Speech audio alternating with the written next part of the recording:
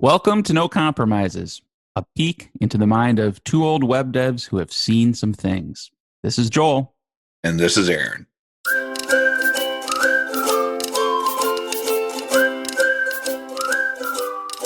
So it's finally that time, Joel. It's time to do the AI episode. Are you ready? You say it like there's only ever going to be one, because that seems unlikely. Well, we haven't covered it yet. So I think the best thing to do is to kind of just jump in right away and say, let's analyze the different discrepancies between the Claude MD file and the agents.md spec, right? What? Or you don't think I should get that detailed about it? No. No.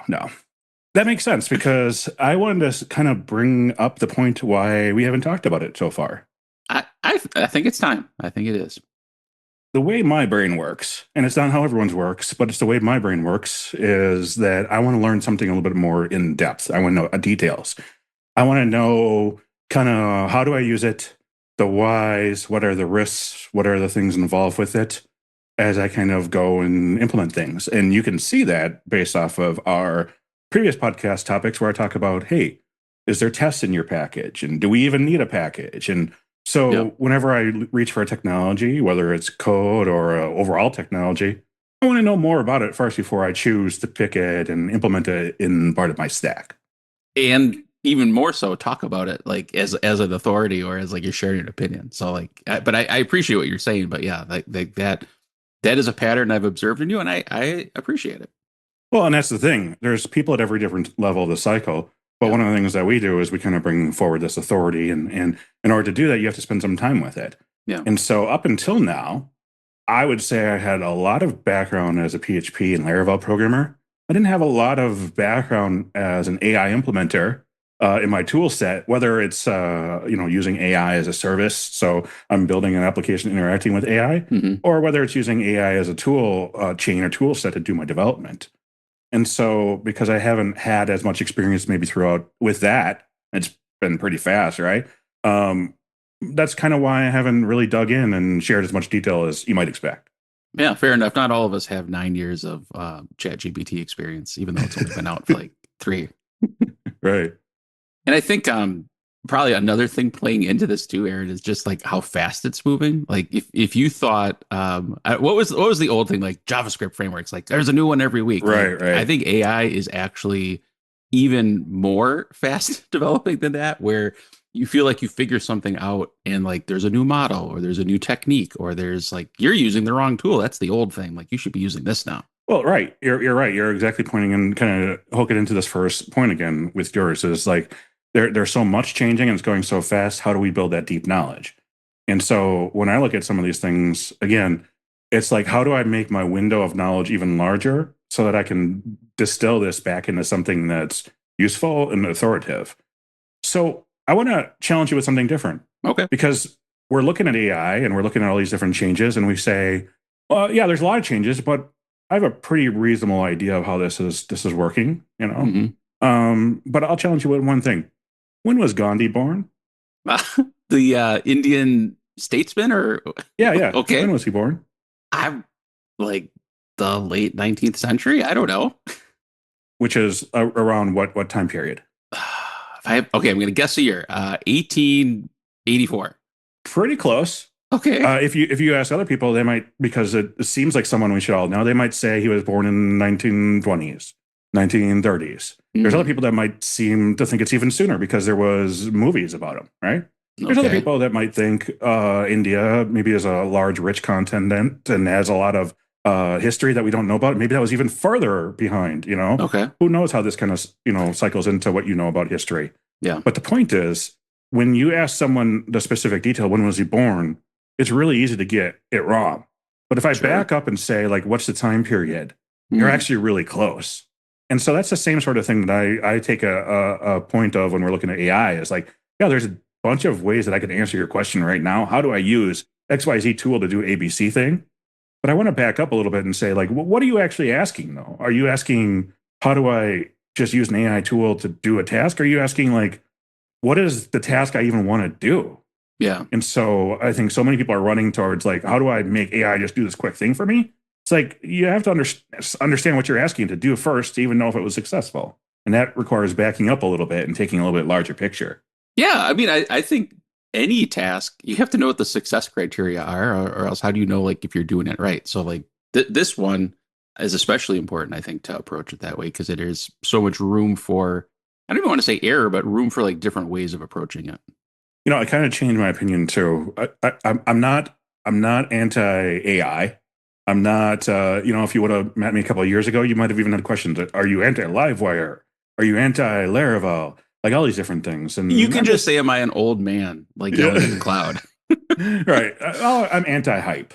Yeah. I'm anti hype. And so I'm kind of going to wrap this up here a little bit with a thing that happened earlier last week or the week before. Someone in our community said, yeah, but you have a lot of skills and a lot of experience. You should be publishing your AI guidance. Oh, You yeah. should be telling people that don't have as much experience what to do.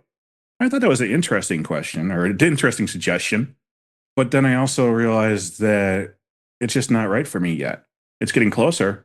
It's not right for me yet. That doesn't mean it's wrong for someone else. And that's where I have to apologize to Joe. I have to apologize Okay. publicly to Joel on our Oh, podcast. all right. Let's make sure this is recording. Okay, we got it. Let's Okay. go. It's because as we're learning and as we're teaching and as we're evolving, we need people at every different cycle of the learning path. Hmm. We need those first movers who are taking something and saying, I get it, but here's another way to look at it. And here's another way, who are just throwing out all the information. We need those middle movers who are saying, I know something and I picked one of the pieces of information and I've customized it that it's really efficient for me. And this is how you can do that.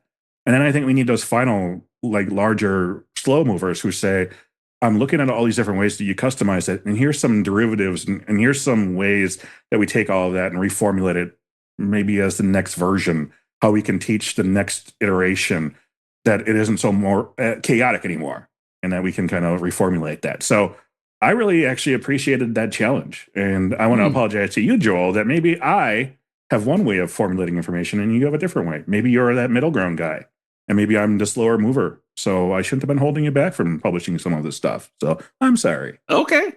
I didn't feel held back, but I appreciate it all the same. All right. Yeah, and I think the takeaway, what I'm hearing you say, Aaron, is like, this certainly is a topic.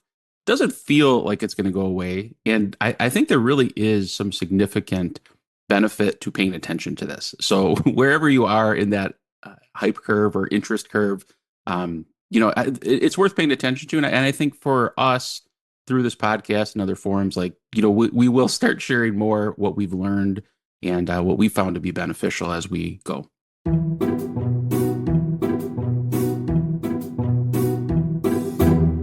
Went over to my friend's house the other day and she made chicken soup. And it was great. It was homemade. I loved it. I was there for the whole entire process. Moral support, Okay. or bothering her in the kitchen while she was cooking and I was throwing stuff at whatever. Who knows what I was doing? It doesn't matter. So Okay. we had this chicken, and there was like a small piece of bone, or not even a piece. I don't even know what it was. It was like a hard piece of something, but it was like flat. It was like a cross between plastic and bone, and it was charred. So it was just like a weird. I just got stuck in the back of my tooth, and I pulled it out, and I was like, I don't really care, but Okay. it didn't really look like any whatever. So I sat down on my plate and just finished the food and had seconds, as you do. Everything was fine. And then, of course, because I've already told you how I act with my friend, I grabbed a little piece of stuff off my plate, took my sink or my stuff to the sink, and she was standing there, and I just put that in her hand and said, here's a gift, a There you surprise." go. And she's like, "Oh, what is that?" I said, "Oh, that was in the soup." Mm. Turns out, I don't know if I made a Okay. mistake, but I think I might have. I, I need I your help think on so, here maybe. Yeah. because for the rest of the night, all she could do was worry about what else might have been in the soup. And I was like, it's not a big deal. I'm just messing with you. I don't care. It was great soup. Thank you for the food. And it came about 6, 7 times. So my question is, when you find something in the soup, what do you do? Was it the way I presented it? Or was Partially. it that I presented it at all? Because mind you, there was nothing else I found in the soup. Um, you know what they say, like when you want to give some constructive feedback, you have to like sandwich it with like good things first. So maybe you should be like, man, the soup was awesome. Here you go. I really enjoyed that soup.